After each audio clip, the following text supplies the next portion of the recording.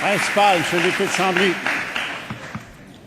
Monsieur le Président, dans le dossier des installations sportives et notamment des terrains synthétiques, partout où on regarde, on retrouve des donateurs à la Caisse électorale du Parti libéral.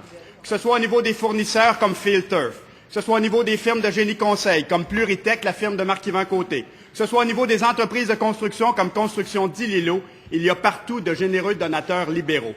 Cela n'est pas sans nous rappeler les propos de l'ancien chef de cabinet de la présidente du Conseil du Trésor, M. Marino, congédié, mais avec une prime de séparation de 50 000 qui admettait en 2010 au journal La Presse avoir sollicité des fonds pour la Caisse électorale du Parti libéral. Cela n'est pas sans nous rappeler non plus les propos de la ministre elle-même, qui affirmait en 2009, 2 fois plutôt qu'une, que les compagnies versaient de l'argent aux partis politiques. Une affirmation de la ministre contraire à la loi. Monsieur le Président, est-ce que c'est la présidente du Conseil du Trésor qui a donné la consigne à son personnel politique de collecter les entreprises liées au terrain de soccer synthétique? Madame la présidente du Conseil du Trésor. Monsieur le Président, je veux réitérer en cette Chambre qu'il y a un programme qui existe avec des normes et des critères depuis 2006, Monsieur le Président, et que ces normes et ces critères doivent être suivis rigoureusement. Et dans le dossier des terrains de soccer, Monsieur le Président, il y a eu 64 projets. Il y a eu 64 projets pour 8 fournisseurs différents. Le député de Chambly laissait entendre la semaine dernière qu'il n'y avait qu'un seul fournisseur. Or, les appels d'offres confirment qu'il y a 8 fournisseurs différents qui ont contribué, selon les standards émis par les fédérations sportives, en termes de qualité et de durée de vie de ces terrains synthétiques, Monsieur le Président, et qui puissent correspondre à la capacité de recevoir des tournois provinciaux et nationaux. Il y a 8 fournisseurs différents qui se sont qualifiés. Ça, le député de Chambly omet de le dire. Le député de Chambly ne parle pas de l'ensemble du dossier des terrains de soccer, monsieur. Mais voilà la réalité. La réalité, c'est que 8 différents répondent en bonne et due forme à toutes les normes et critères des appels d'offres, Monsieur le Président. Première complémentaire, M. le député de Chambly. Monsieur le Président, les dirigeants de nombreuses entreprises qui ont obtenu des contrats pour construire un terrain synthétique se retrouvent dans la liste des donateurs libéraux. Je pense entre autres à des firmes comme Ligne Royale à Anjou, LML Paysagiste et Frères à Saint-Léonard, La Vallée et Frères à Saint-Jérôme, ou même Transport et Excavation Mascouche, la firme de Normand Trudel, celui qui avait organisé un cocktail de financement à 1 000 $ par personne à son domicile en présence du premier ministre, le Président, et qui est aujourd'hui dans les tribunaux criminels. Qui a fait le lien entre les contrats de terrain synthétique et la Caisse électorale du Parti libéral? Madame la présidente du Conseil du Trésor. Comment ça? Comment ça, c'est qui? Le même Normand Trudel photographié avec le député de Masson, Monsieur le Président. Monsieur le Président. En fait, je veux renouveler la mémoire de tout le monde. Ici, on n'a pas de photographie, mais évidemment, parfois, on peut utiliser un tableau didactique. Madame la ministre. Monsieur le Président, vous me permettrez d'énumérer les fournisseurs qui ont fabriqué des terrains synthétiques au Québec, Monsieur le Président. ACT Global Sport, Limited Texas, AstroTurf, Domo, Edelgras, Field Turf, Monde Turf, Tiger Turf, Sportex, Monsieur le Président. Voilà les fournisseurs de terrains synthétiques qui ont répondu aux besoins de tous les députés qui sont présents, puisque la moitié des projets, Monsieur le Président, sont dans les comtés d'opposition. Deuxième complémentaire, Monsieur le député de Chambly. Monsieur le Président, dans le budget déposé en avril dernier, le gouvernement ajoute 50 millions au programme des installations sportives. Monsieur le Président, pour être sûr que cette fois-ci, le programme ne sera pas géré à la tête du client, pour être sûr que cette fois-ci, les dossiers ne seront pas présélectionnés au bureau de la ministre, et pour être sûr que cette fois-ci, il n'y aura pas encore un gaspillage de millions de dollars de fonds publics, est-ce que le premier ministre va faire ce qu'il doit faire et demander à la présidente du Conseil du Trésor de laisser la place à quelqu'un d'autre? Madame la présidente du Conseil du Trésor.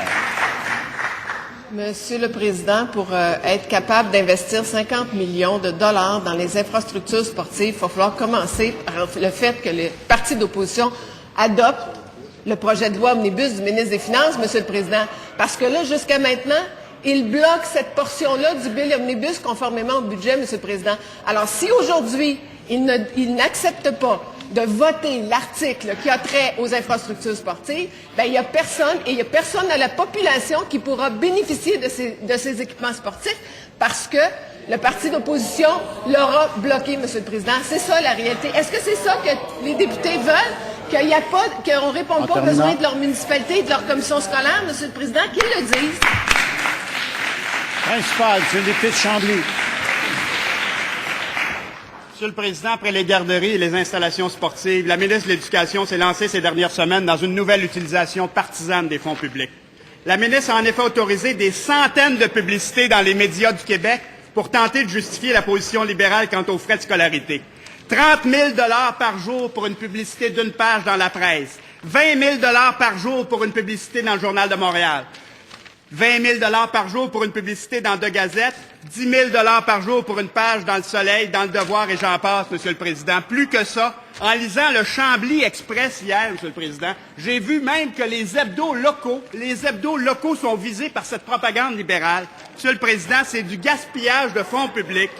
Alors que vous apprêtez et que vous faites depuis plusieurs années, vous montez les impôts, vous montez les taxes, le gouvernement libéral devra avoir honte, Monsieur le Président, de dépenser ainsi des centaines de milliers de dollars en pure propagande. Comment la ministre peut-elle justifier ce gaspillage un seul instant?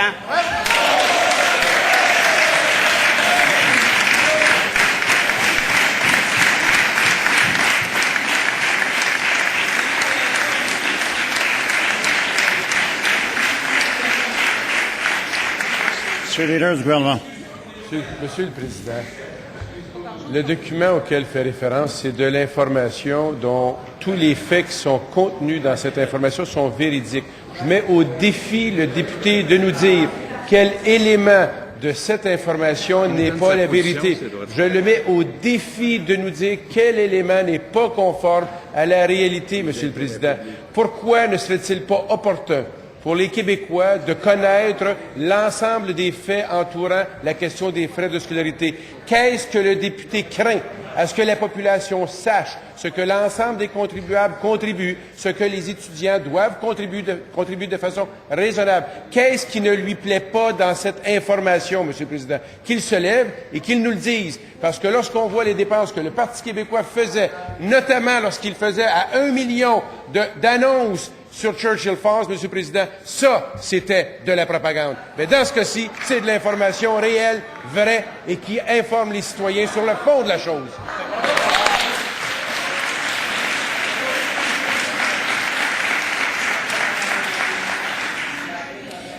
S'il vous plaît, avant de vous concéder évidemment la première complémentaire, Monsieur le député de Chambly, j'aimerais vous signaler que vos questions ne doivent pas refléter ni accusation ni motif indigne. Alors, je voudrais vous écouter maintenant, complémentaire. Monsieur le Président, non seulement le gouvernement inonde les médias écrits, mais il inonde les postes de radio, il inonde les postes de télé à heure de grande écoute, même pendant le Grand Prix de Formule 1 dimanche dernier. Combien cette orgie gouvernementale a-t-elle coûté, Monsieur le Président? Est-ce que la ministre pourrait déposer, avant l'ajournement de la session vendredi, la liste de tous les contrats donnés de publicité, le coût que ça nous a coûté, cette orgie de publicité gouvernementale? C'est honteux!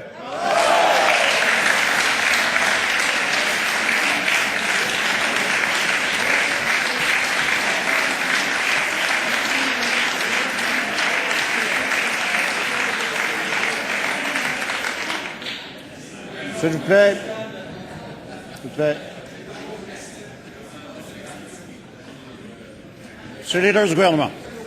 Mis au défi, l'opposition officielle, le Parti québécois, n'est pas en mesure de nous donner un mot, une phrase de cette information qui n'est pas la vérité. Par contre, ils trouvent ça honteux qu'on dise la vérité, Monsieur le Président. Pourquoi ils trouvent ça honteux? Parce que eux ne veulent pas qu'on parle du fond des choses, qu'on explique aux Québécois quelle est la vérité dans ce dossier, que lorsqu'on veut financer le domaine universitaire, il doit y avoir quelqu'un qui paie. Les contribuables québécois paient à hauteur de plus de 80 %, Monsieur le Président. Et on se demande, chez les étudiants, la contribution qui doit être raisonnable d'être faite. Mais du côté du Parti québécois, il n'y a aucune position. On est rendu à indexer la gratuité de leur côté, M. le Président. Bien. Deuxième complémentaire, M. le député de Chambly. Le ministre trouvait que la crise étudiante n'était pas assez couverte. Franchement, Monsieur le Président, ces publicités sont clairement de la propagande électorale libérale, payée à même les fonds publics à quelques mois d'une élection générale.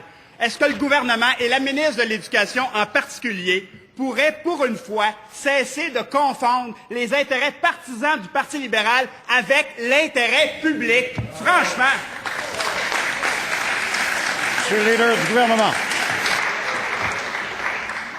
Monsieur le Président, on pourrait revenir sur le passé puis rappeler toutes les dépenses que ce gouvernement péquiste faisait, notamment sur les études sur la souveraineté. Ils avaient un ministre responsable de ça, Monsieur le Président, de faire de la propagande, et c'était connu. Mais plutôt que de revenir sur ce passé-là, attardons-nous au contexte dans lequel nous sommes, Monsieur le Président. Sur la question des frais de scolarité, Monsieur le Président, il importe d'informer les citoyens. Ça me semble minimal comme élément dans la discussion que nous avons. Or, du côté du Parti québécois, le leader de l'opposition qui n'arrête pas de vociférer pendant que je vous réponds, avec le grand respect qu'on lui connaît, Monsieur le Président, du côté du Parti québécois, dire la vérité, c'est honteux. Informer les gens, il ne faut pas faire ça. Parce que eux, dans leur science-fiction qu'ils se font, ils veulent absolument tromper les gens. On va se lever contre eux. On ne va pas tromper.